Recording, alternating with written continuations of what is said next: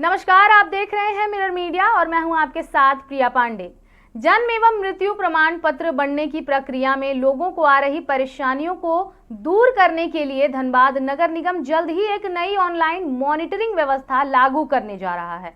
धनबाद नगर आयुक्त आशीष गंगवार ने बताया कि एक ऐसे सिस्टम का विकास किया जा रहा है जिसके माध्यम से आवेदन की पूरी प्रक्रिया ऑनलाइन ट्रैक की जा सकेगी और पारदर्शिता सुनिश्चित होगी। नगर आयुक्त के अनुसार नई व्यवस्था में यह स्पष्ट रूप से दर्ज रहेगा कि जन्म या मृत्यु की घटना के कितने दिनों बाद आवेदन किया गया है। साथ ही प्रत्येक आवेदन को एक यूनिक रजिस्ट्रेशन नंबर दिया जाएगा जिसके जरिए आवेदक अपने आवेदन की स्थिति ऑनलाइन देख सकेंगे। इससे विभिन्न श्रेणियों के आवेदनों की निगरानी भी आसान हो जाएगी।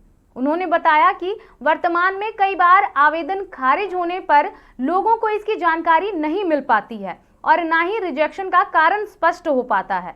नई ऑनलाइन ट्रैकिंग प्रणाली लागू होने के बाद आवेदकों को आवेदन की हर स्थिति और किसी भी आपत्ति या अस्वीकृति के कारण की जानकारी आसानी से उपलब्ध हो सकेगी। वहीं पिछली बोर्ड बैठक में वार्ड पार्षदों द्वारा जन्म मृत्यु प्रमाण पत्र बनाने में कथित धांधली के आरोप लगाए गए थे।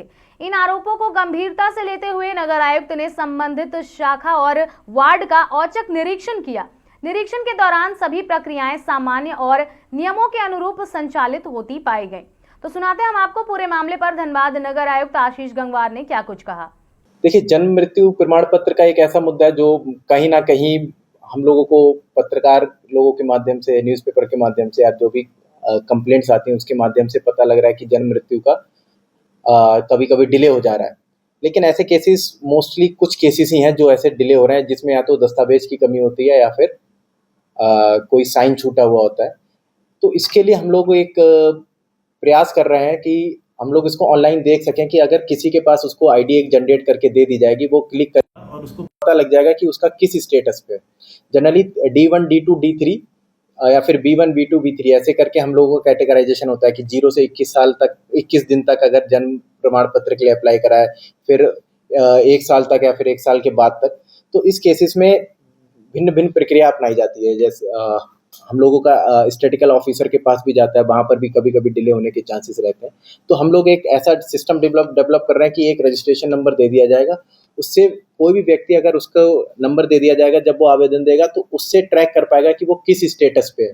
तो उसको अभी क्या होता है कि अब सब लोग आते हैं, उनको पता नहीं होता कि वर्तमान स्थिति क्या है उस आवेदन की। प्लस अगर उसमें कभी भी रिजेक्शन भी होता है उसका, तो हम उसमें रिमार्क में एक कॉलम बना देंगे कि हाँ, आपका अगर ये दस्तावेज में ये कमी, ये सिग्नेचर में कमी पाई गई या ये आपका दस्तावेज कंप्लीट नहीं है।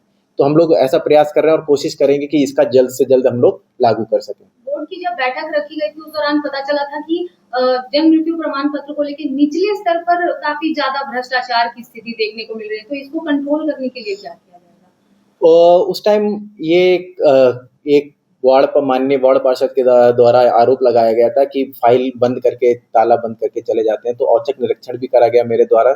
वहाँ पर जाके मैंने चाबी भी देखी, ऑलरेडी चाबी वहाँ पर मौजूद थी और अलमीरा भी खोल के देखी क्या जो वार्ड पार्षद कह रहे थे कि सही है कि गलत है। तो ऐसा कुछ नहीं, जो अलमीरा थी उसमें हम लोगों का पुराना जो निकला हुआ है, निर्गत हुआ है, उसी का सारा डेटा वो था।